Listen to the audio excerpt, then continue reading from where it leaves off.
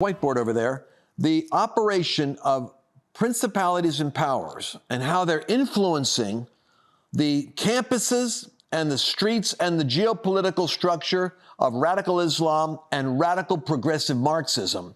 It's a spiritual moment we're looking at right now, and I don't want you to miss the connection of the Bible into history as it's unfolding. We've got some big things that are going to be coming up in this broadcast and in a big announcement, too.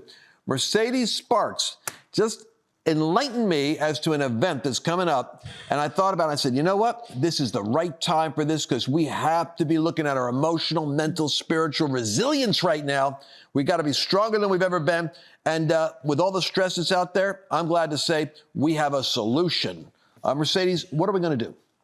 You basically said everything, but yes, we have an event that's coming up. I'm going to tell you a lot more about once we start the show here, but I don't want you to miss it. So make sure you stay tuned, you listen for it.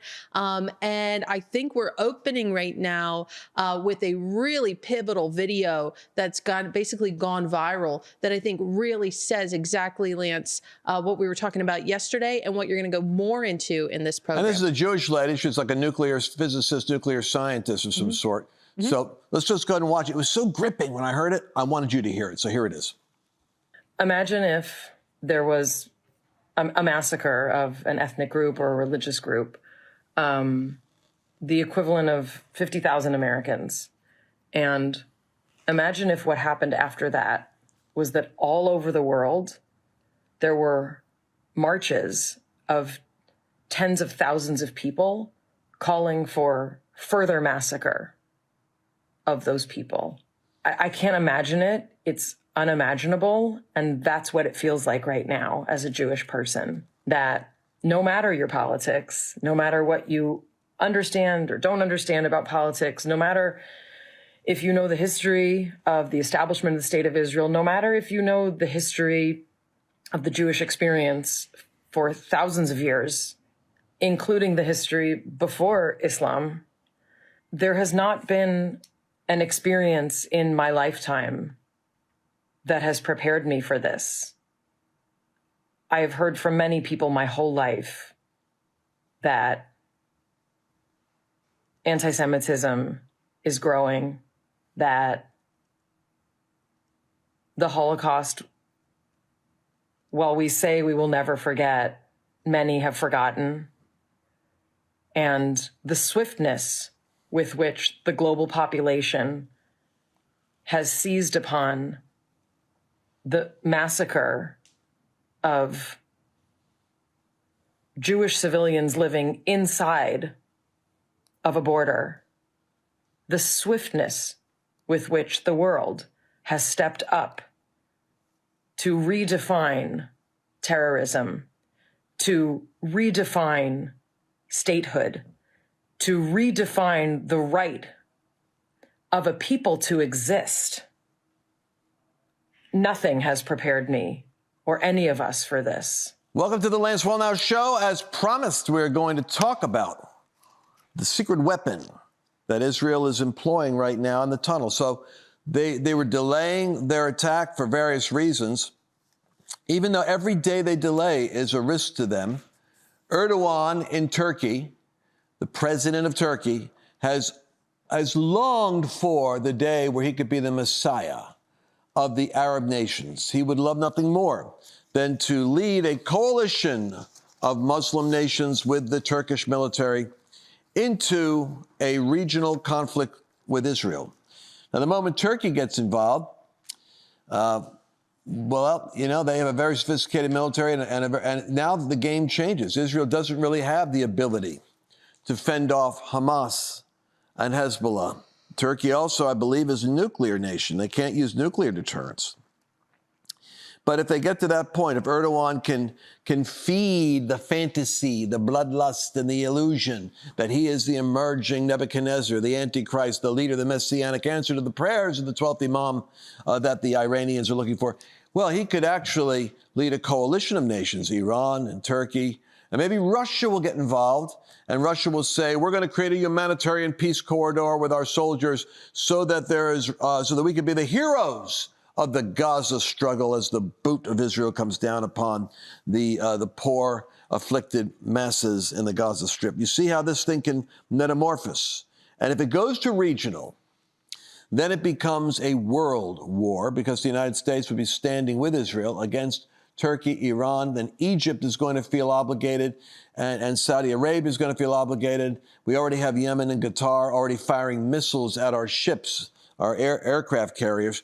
So you see how this could easily metastasize into a war, dare I say, of biblical proportions. All the more reason to pray.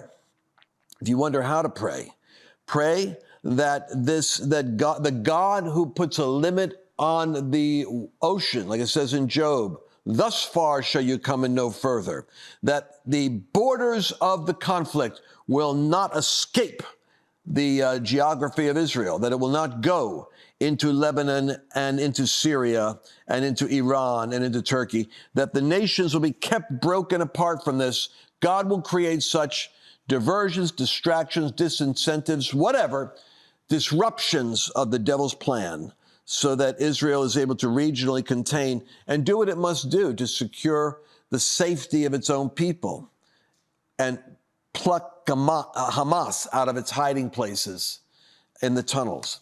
Do you have any thoughts you want to say while I go into the secret weapon here? Mercedes Sparks is with me, ladies and gentlemen, with her generously harvest festooned table. Plus, did you see what I added in? This is going to be new for Black Friday.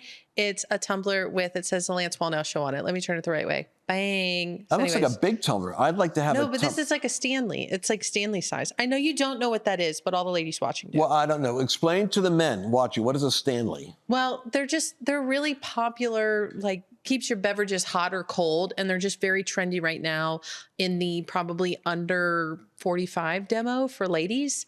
So anyways, this is... I've seen my daughter Joy come in with these huge tumblers. That's what I'm saying. That's what it is. That's what it is. I know. I'm trying to come up with like really fun things for Black Friday because that's like right around the corner. When is Black Friday? You women all know this stuff. This is right after Thanksgiving, the next day. So you have Thanksgiving on Thursday.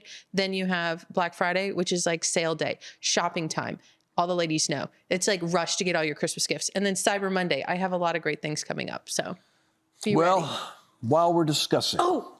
Oh my gosh. Can I also announce something? Because we haven't talked about it yet. I'm so sorry, but I just realized we have this great health conference that's coming up as well. And so it's coming up in January. It's like a starting the year off right. I've got Jordan Rubin and I've got Dr. Crandall, Dr. Goodman, who was at the Dream Trip. He's going to be there. So I just want to throw it in there. If you're interested in coming, you got to get your seat now because I'm really trying to make this one like super more affordable because you always give me a hard time about that. So these are primo people and a primo location, the Trump Doral in Miami, Florida. So anyways, it's lancewallnau.com/summit. Make sure you come. Well, we have the folks that provide the phenomenal, almost youth renewing stem cell research. I am talking to them on Wednesday, so that's coming up. Yes. Powerful, man, because there's those of us that are over 50 or over 60. Mm-hmm. And soon to be 70. I want to give you the secrets to that longevity, which and energy, which is going to be revealed in our health seminar. We got to come up with another name than health seminar. Well, maybe put some comments in. What do you think we should call this? What do you think we should call it?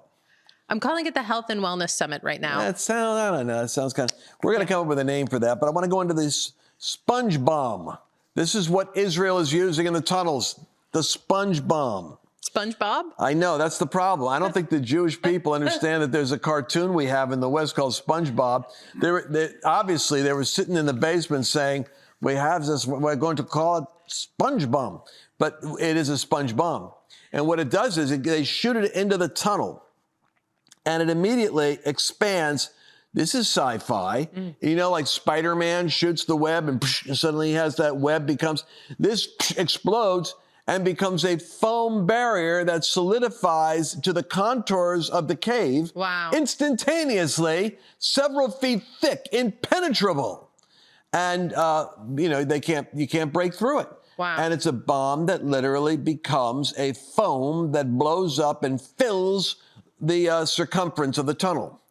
And the reason they're doing that is because we're using Israeli technology, what they're doing now is they're literally hovering. It's probably like satellite stuff. This is crazy stuff. And they're going at a certain frequency. I shouldn't probably reveal my theory on this because it could be right. And I could be giving away statecraft secrets by an accidental stumbling into prophetic discernment. Move on. You know, I know people that did. They were getting words of knowledge, and they were actually calling out criminals in the audience by name. This happened to Paul Cade. It happened to Kim Clement. So you have to think about, I'm hearing stuff, but should I say what I hear? My theory of the case is that they've got surveillance with sound technology that can isolate the frequency of communication of Hamas in the tunnel under the terra firma. So since they know where the tunnels are, they have a basic idea. They're now mapping where the voices and sound are coming from so they could see where the soldiers and the troops are being hidden. Because as the bombing's going on above ground, you got to understand something. Hamas is going underground. It's only the grundoons, the low-ranking ones that have to sit there and man the guns. So they're identifying where they are. Therefore, they blow up, boom, and access into the tunnel, drop down, shoot the sponge bomb in the direction of, where the Hamas soldiers are, seal them off, and lock them into corridors where they can then contain them. See how they're doing that? So it's kind of, but once the barrier is there, the bomb actually is used to seal up the corridors. I just think it's fascinating. Man, we need this at the border. Huh? We need this at our border. Do we have tunnels on our border, you think? Oh my gosh, yeah. You got people coming underneath. I'm gonna get a lot of hate mail. Lance, don't you know there's tunnels? My people are always like informed on these things. So there are tunnels, but it looks like they're coming over the border is what I'm looking at. There's crazy stuff you see on the news where it starts at one place, like with lights all built out, comes up into a suburban home in a nice, suburban neighborhood cul-de-sac. It's wild what they find on there, but we could use it down How many illegal aliens, many of military age, do you think have come over the border during 2023? You guys ready for this? U.S. Border Patrol apprehended 3.2 million. Wow. 3.2 million illegal aliens in fiscal year 2023. Since Joe Biden was installed in January 2021, the number is estimated to be 10 million illegal border crossers. It equals about the population of 41 states in the United States. Wow. It literally is creating an additional state in the United States. Well, you don't want to lose this in the midst of all the other news. They have video footage that, that they have 50 to 70,000. I wonder if I just read this. I'm going to read to you. We have Bannon. Bannon's on the war room, right? So we got a show that comes right before him. Let me read to you. We don't have time to play the segment. Let me read you what Bannon says. I got the transcript. Bannon says, hold it. I want the audience to embrace this. America, 6 million additional illegal alien invaders on top of the 8 to 10 that we're talking about. That's 14 to 16 million. It's now bigger than North Carolina. It's bigger than all these states. Make it what the top 10 states within the top 10 in the union. It's bigger than Michigan, bigger than Wisconsin. You're getting up to the size of Pennsylvania has just come over the border. We're going to have something to say about it. Not one flippin' penny for Zelensky and these crooks and criminals in Ukraine and all the conservative media fanboys, and you know exactly who they are out there that cheer on and fought and fight and fought us tooth and nail about what we did in the House of Representatives to clean this mess up. I don't see you guys every day down there on the border. You care more about other nations' borders than you care about the only one border in the world that makes any difference to an American citizen, the border with Mexico. And it's not Gaza, and it ain't Eastern Russia-speaking province of Ukraine. It's in the southern United States, from the Rio Grande Valley through New Mexico and Arizona, all the way to Imperial Beach, California. Well, I think Steve was actually on fire. He was absolutely right. Why is that not being...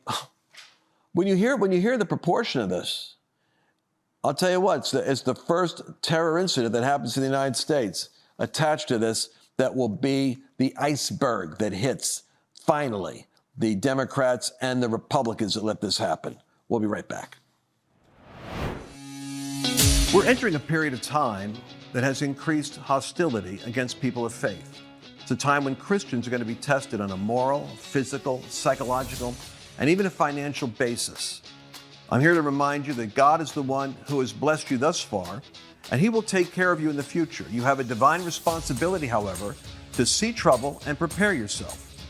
For example, with record inflation eating away at the value of the U.S. dollar, the savings in your retirement account is in danger of slipping away. I recommend diversifying your 401k or IRA out of paper assets and into physical gold.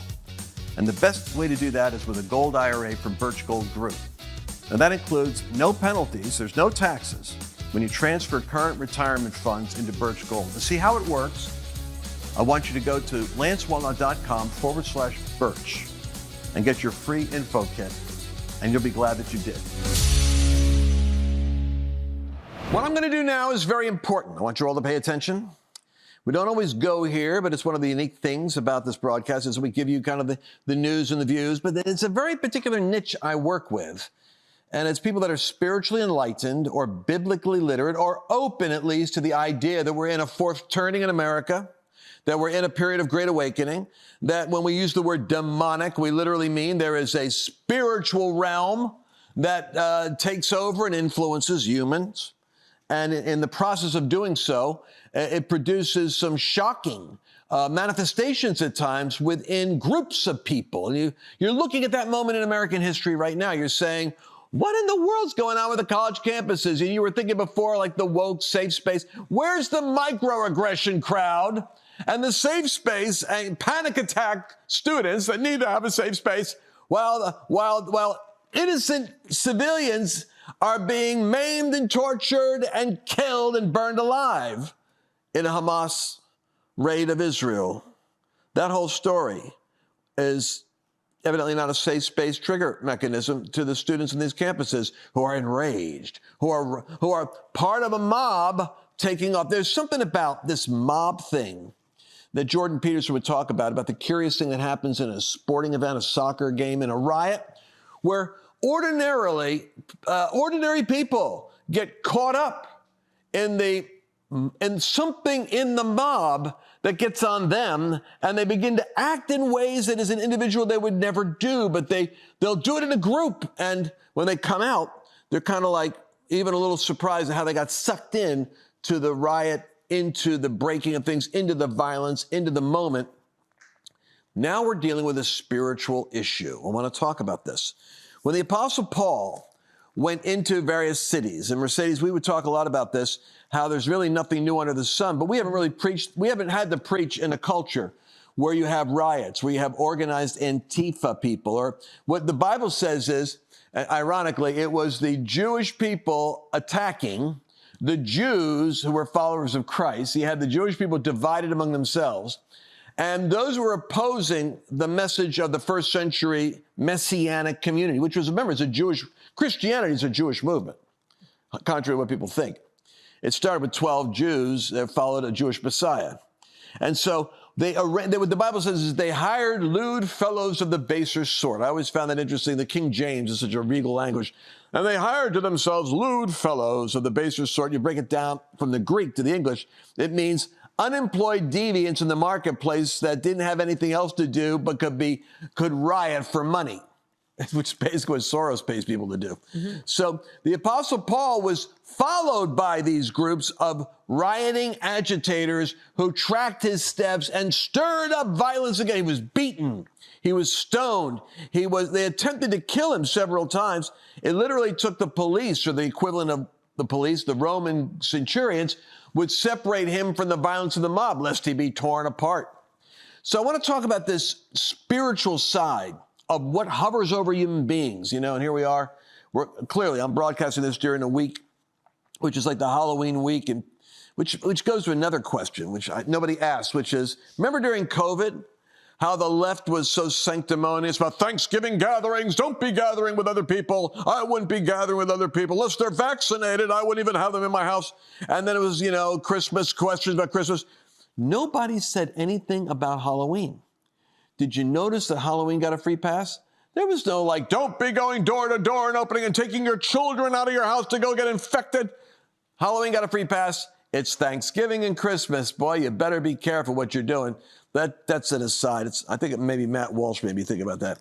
But what I want you to do is go to this Bible verse right now in the last few minutes we have of this broadcast. I want to give you a biblical treatise on spiritual warfare. We talk about it's a spiritual battle in America, and a lot of people say it and don't know what they're talking about, and I understand it's a trigger language for an abstract idea. But to the first century believers, demons, the devil, principalities and powers is a congruent cosmology. It's actually, in the Greek, it refers to a strata and structure, a spiritual hierarchy that they literally had to deal with. And they understood what they were dealing with. Daniel understood it when the Bible talks about him wrestling with the Prince of Persia, which is modern-day Iran.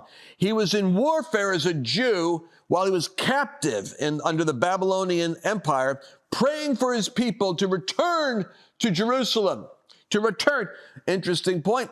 Hundreds of years before Palestinians were ever there, Arabs were there, the Jews were there, and in God's judgment they were scattered, but they were called prophetically to return to the land again. This is the Bible story for those that have to understand why the Jews have a right to that little piece of real estate there.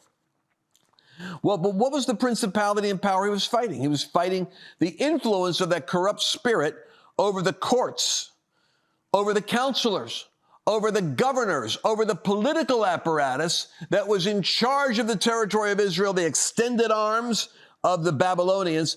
And literally, this is what spiritual warfare is: the influence of unseen hierarchies on human beings, causing them to think in certain ways and maybe even come into such alignment that they're acting out the will of the spirit realm that is now oppressing and possessing the population. That's why I studied with curiosity Adolf Hitler with his book by Michael Toller that talks about the night in which he was taken over by a spirit, a principality. And it describes that moment when he was with a friend of his and he was talking to him and suddenly, passionately grabbed his hands, was talking after a Wagnerian opera, curiously enough. And he was grabbed his friend's hands and he was talking to him about his vision for the Third Reich, for the future of the German people. And as he talked, he seemed to have been enraptured by a spirit that took hold of him. And he was speaking in some strange language that the other guy couldn't even understand. He just grabbed his wrist as he talked about the future he was called to lead. Later on, they met after Der Fuhrer was the chancellor.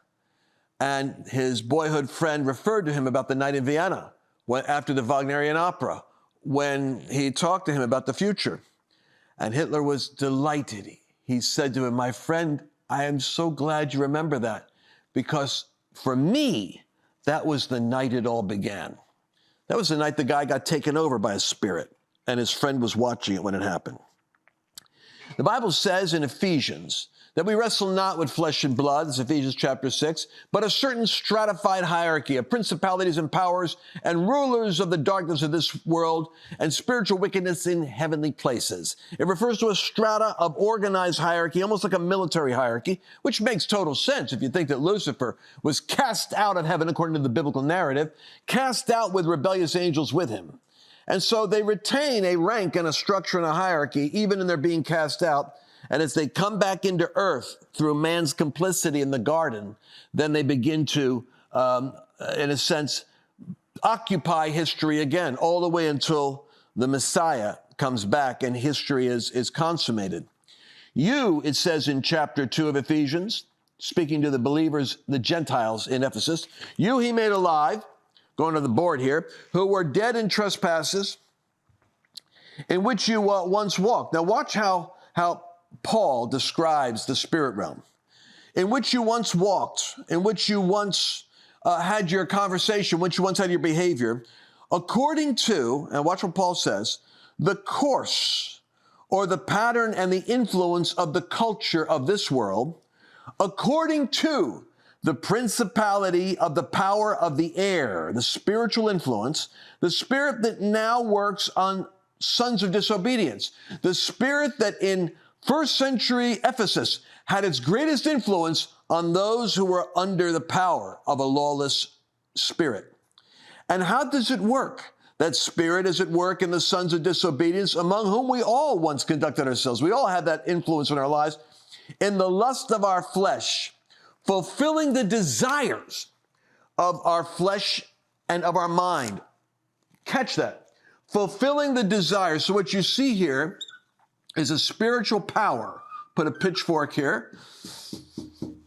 And the spiritual power is called a principality, or a prince that rules over a certain geographic or ethnic people. So now you look at the people, the Arab community, for instance, that is the most susceptible to this prince. And it was the prince of Persia, curiously enough, ironically, a modern day Iran, that Daniel wrestled in the 11th chapter, the 7th chapter, 9th chapter of Daniel. This influence comes over what kind of people?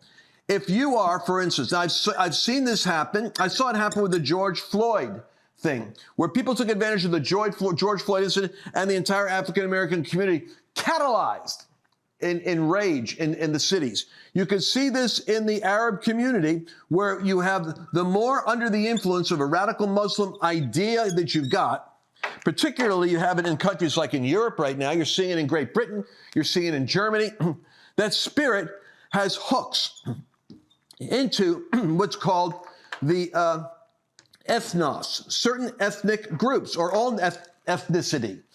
And these spirits hover over ethnicities, so that unless the heart is transformed or renewed so that it is free from the manipulation of this power, it will literally hook into demographics and people groups, and you'll see the ethnos, the Greek word for the peoples, you'll see them under the power of principalities, and they move in a kind of a group rage, a group anger, a group agitation, a group alignment.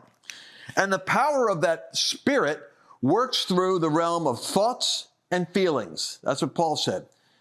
The teaching of radical Islam, the teaching of radical progressive Marxism in the college campuses. That's your ethnos now. Your ethnos is the campus group. The polity is going to be the people group on the campuses under the influence of this organization of spirits that work through the mind and the emotions. It's all very biblical, folks. It's all explicable. It's all right here in the book. Well, we're going to end our broadcast today. We're going to pick this up again tomorrow. So I want to talk to you about spiritual war. We talk about it. Let's understand the dynamics of how to deliver people from the power of principalities. See you again tomorrow. Did you enjoy this latest episode? Please remember to share it with your friends, because the more knowledge you have, the better equipped you are to navigate the world.